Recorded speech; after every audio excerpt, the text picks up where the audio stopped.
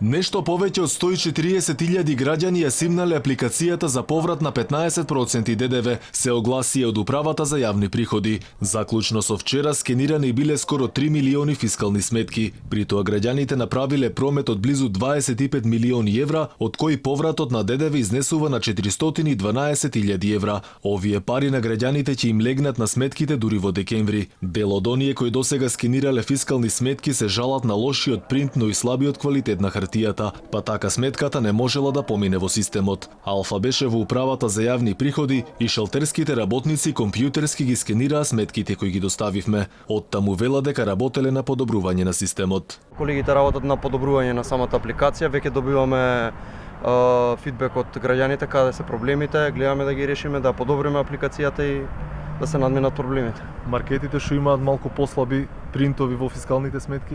Не знам, се надам дека колегите и тој дел ќе го покријат, ќе бараме начин да се реши. Голем дел од граѓаните проблематичните фискални сметки ги скенираат на баркод читачите во УЈП, но велат оваа процедура не може да ја прават многу често и тоа поради далечината на апаратите од нивното место на живење.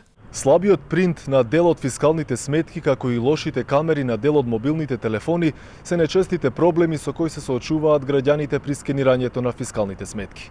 Од Управата за јавни приходи вела дека проблемот во наредниот период ќе биде надминат.